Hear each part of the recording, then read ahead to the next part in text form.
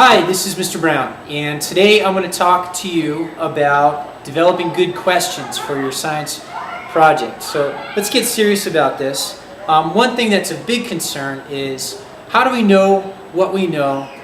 Why do we know what we know? Where does it come from?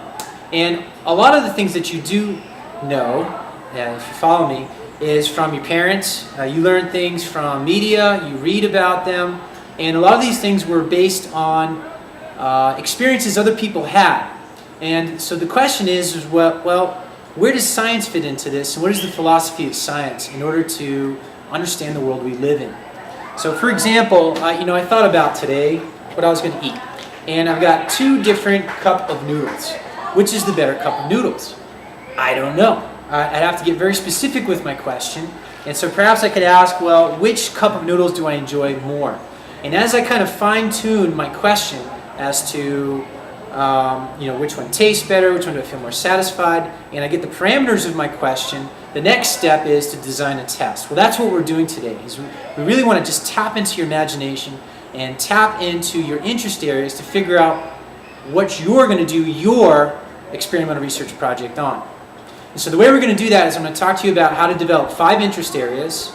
Within those 5 interest areas, we're going to talk about what are 4 good scientific questions that you could ask about your interest area.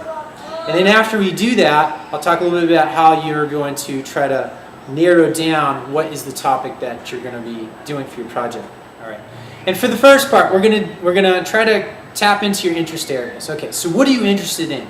Well, a couple questions that you can answer for me is, if you're stuck in a car for a 3-hour drive, what would you hope the person that you're driving with is interested in talking about? Okay, that would be one way of thinking about interest areas. Other interest areas, if you're stuck in a bookstore and you're flipping through the magazine racks, what types of magazines do you tend to look at and read? When you're watching TV, when you're flipping through the television, what are some programs that you watch? Ideally, of course, we'd like to get science-related or science topics that you're interested in for your interest area. And the goal here is just 5. If I were to, off the top of my head, think of 5 interest areas for me, I enjoy sports, I enjoy health and nutrition, I'm curious about psychology, I'm also interested in plants, and finally, linguistics or language. So those would be my 5 interest areas. Again, it all depends on you. I'm not telling you what interest areas to pick. I'm not telling you what interest areas to pick.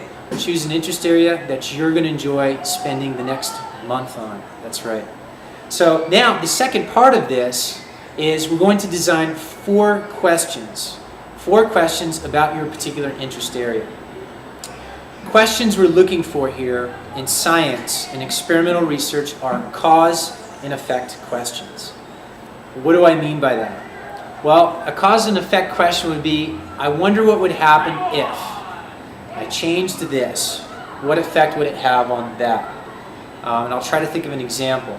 With plants, one of my interest areas was plants.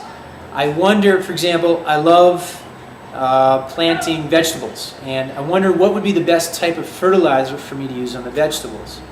Of course, I could look up the information on the internet, I could read about it, but the ideal, true knowledge that I would gain from that is if I were to do my own experiment on it.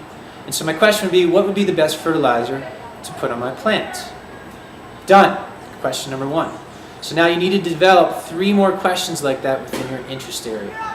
Remember, 4 questions, 5 areas. In conclusion, what you're doing is you're producing 5 interest areas, 4 questions in each interest area. And what you're going to be doing is you're going to be developing research, you're going to be adding to your knowledge about the world, and when you look at a book like this is our physical science book, you got to understand, where did all this information come from?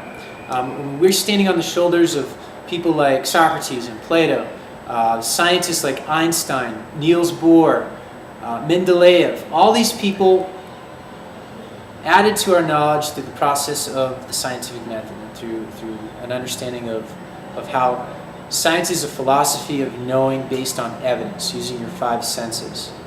When we read about it, your understanding of the world is about 5,000 years worth of knowledge that's been gained through evidence-based research. So what makes a good science question? Well, you heard from me. Let's go talk to a couple other science teachers and let's see what they say is a good science question. What effect does exercise have on my energy level? Hi, I'm Mr. Stallings. I teach biology at the high school. I have a question for you. Is drinking bottled water really better than filling it up from the tap? Let me know what you find out.